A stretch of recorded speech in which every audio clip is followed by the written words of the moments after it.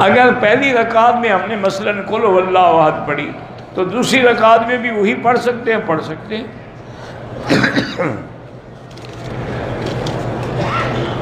حضور پاک نے احرام باندھنے سے پہلے بدن پہ خوشبو لگائی ہے۔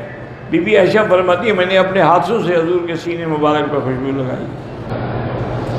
ایک شخص کی اپنی اولاد نہیں ہے، اس نے کسی سے ایک بچہ لے کے پالا ہے، وہ اس کی جائیداد کا وارث نہیں ہوگا، یہ تو متبنہ ہے نا، حقیقی بیٹا تو نہیں۔ موبائل میں قرآن پاک رکھ سکتے، لاؤڈ کر کے رکھ سکتے ہیں، چاہے حمام جائیں وہ موبائل لے جا سکتے ہیں۔ ہمارے ایک بھائی کو 10% آنکھ میں بینائی ہے، حج فرض ہے، حج کا تعلق بینائی سے نہیں، اندھے بھی تو حج کرتے ہیں نا۔ اگر صحت ہے، تندرستی ہے، کسی کو ساتھ لے آئے، اس کو پکڑ کے رکھے۔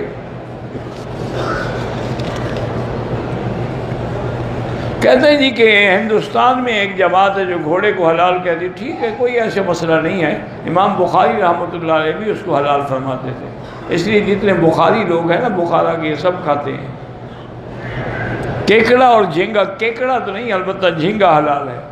میں نے حضور کے نام پہ ایک عمرہ کیا، ٹھیک ہے، کوئی بات نہیں، اپنے لیے اب کر لو، اس میں بھی تو تمہیں ملے گا نا۔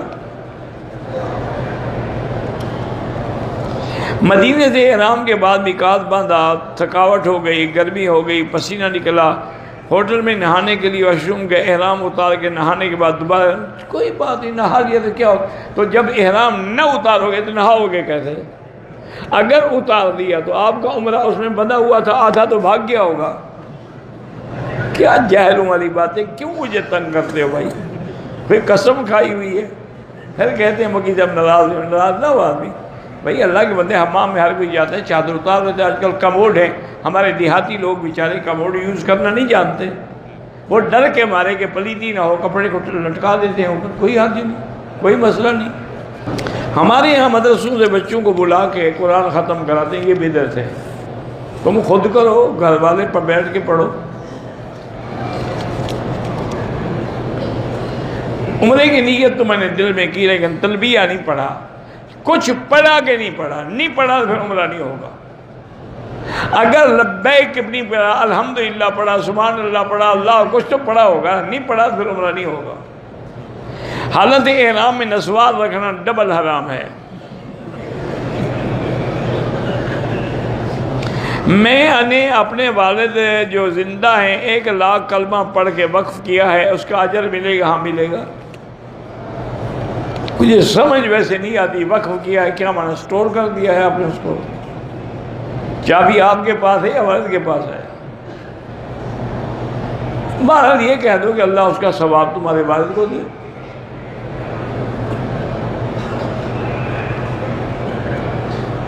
3 سال ہو گئے میری منگنی کو، دعا کریں کہ شادی ہو جائے، تم پیسے شیسے اکٹھے کرو، ہو جائے گی، بھوکے ننگے کو کون دیتا ہے؟ 20 سال ہو گئے، بچہ نہیں ہوا۔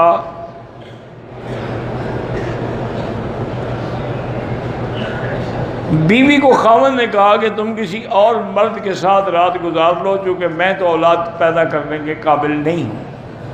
تو اب عورت کو نفرت ہو گئی ہونی چاہیے کہ ایسا بے غیرت اور دیوس آدمی ہے جو بیوی کو کہتا ہے کسی اور کے پاس جا کے رات گزارو۔ بھئی تمہیں اولاد کے قابل نہیں ہو تو علاج کرواؤ، آج کل تو علاج کوئی مشکل نہیں ہے، جدید میڈیکل سائنس میں بالکل علاج ہوتا ہے۔ سب سے بہتر ذکر جو ہے، افضل الذکر لا الہ الا اللہ محمد الرسول اللہ۔ میری بیٹی کو حمل ہے، اللہ اولاد صالح عطا فرمائے۔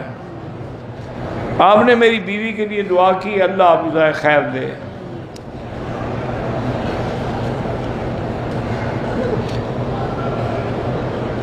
بہرحال اصول یہی ہوتا ہے کہ مغرب کی اذان کے بعد 2 رکعت نہ پڑھی جائیں تو افضل ہے۔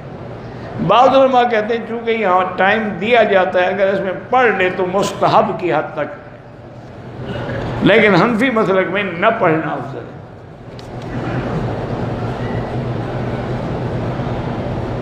ہمارے ہوٹل کی کھڑکی سے حرم کی صفیں نظر آتی ہیں، چھوٹے بچے ساتھ، خواتین کمرے میں، بہرحال ان کو بھی چاہیے کہ باہر نکل کے صفوں کے پاس آئیں، یہ نہیں کہ کمروں میں بیٹھ کے پڑھتی رہیں۔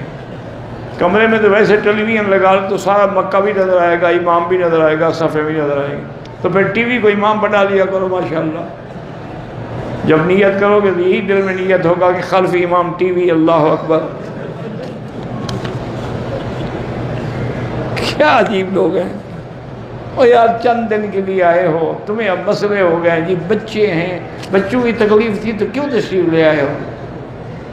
نہ لے آتے بیوی کو نہ بچوں کو، لے آئے ہو تو ان کو لے آؤ۔ دیکھا نہیں ہے لوگ 2-2 3-3 بچے اٹھا کے پھر رہے ہیں۔